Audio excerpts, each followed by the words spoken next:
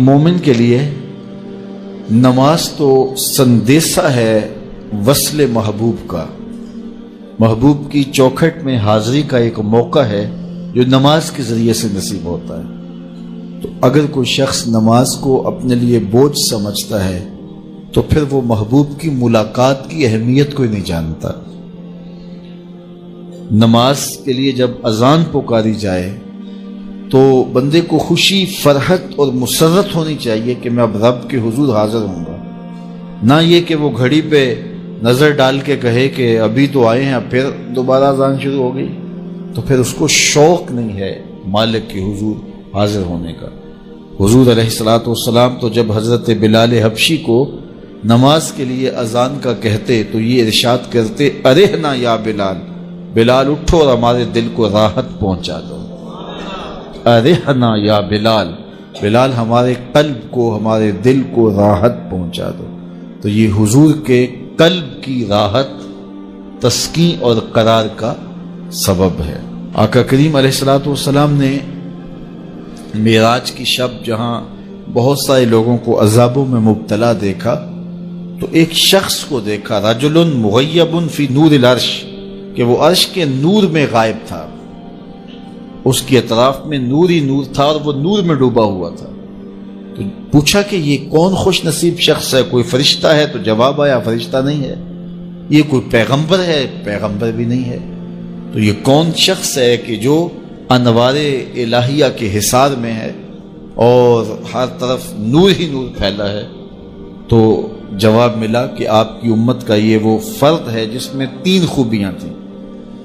پہلی خوبی تو یہ کہ اس کی زبان اللہ کے ذکر سے تر رہتی تھی، اور دوسری خوبی اس میں یہ تھی وَقَلْبُهُ مُعَلَّقٌ بِالْمَسَاجِدِ، اور اس کا دل مسجدوں کے ساتھ لٹکا ہوا تھا، مسجدوں کے ساتھ دل بستگی تھی سے۔ فرمایا کچھ لوگ ہوتے ہیں کہ وہ مسجدوں کی میخیں ہوتی ہیں، جس طرح وہ کیل لکڑی میں ٹھک جاتا ہے تو یہ بھی مسجدوں میں ٹھکے رہتے ہیں، جب بھی ڈھونڈو گے مسجد سے ملیں گے۔ فرمایا کبھی یہ لوگ بیمار پڑ جائیں اور مسجد میں حاضر نہ ہو سکیں تو اللہ کے کچھ فرشتے ہیں جو ان کی عیادت کرنے کے لیے ان کے گھروں میں جاتے ہیں۔ تو مسجدوں کی حاضری، مسجدوں کی تعمیر میں دلچسپی، مسجدوں کی آباد کاری کے لیے کوشش، مسجدوں کی صفائی ستھرائی کا اہتمام و التزام، مسجد کی تعمیرات کے مراحل میں دن رات ان سے وابستہ رہنا، یہ خوش نصیب لوگوں کا مقصود ہے۔ فرمایا کہ اللہ کے گھر وہی تعمیر کرتے ہیں جو اللہ اور پچھلے دن پر ایمان لاتے ہیں۔ تو مسجدوں کی تعمیر یقیناً اللہ جل شانہ کی خاص رضا نصیب کرتی ہے۔ ایک روایت میں آتا ہے جس نے تتر کے گھونسلے کے برابر مسجد کی تعمیر کی، فرمایا اللہ جنت میں اس کا محل بنا رہا ہے، اللہ اس کا محل تعمیر کرے گا، اس کو محل عطا کرے گا۔ تو یہ تعمیر مسجد یہ خوش نصیب لوگوں کا مقصوم ہے۔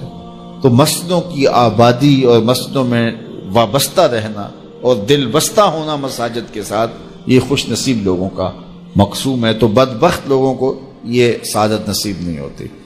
اچھا، تیسری بات فرمایا کہ جو اس شخص کی خوبی ہے یہ آج تک اپنے والد گرامی اور اپنی والدہ ماجدہ کو گالی کا سبب نہیں بنا، یعنی کبھی اس نے کوئی ایسا فعل نہیں کیا کہ لوگوں نے کہا کہ یہ کس ماں باپ کا بیٹا ہے اور لوگوں نے اس کے ماں باپ کو برا کہا ہو اس کی وجہ سے۔ تو یہ 3 خوبیاں اس شخص کے اندر پائی جاتی ہیں، اور آج یہ اللہ کے عرش کے نور کے سائے میں اپنے آپ کو کھڑا ہوا پا رہا ہے۔ تو جن کے سر نماز سے بوجھل رہے ہیں، مسجد کی حاضری جن کے لیے شوق ہو اور مسجد میں آتے ہی نکلنے کے لیے کوئی راستے ڈھونڈ رہے ہوں، تو انہیں اپنے اندر اترنا چاہیے۔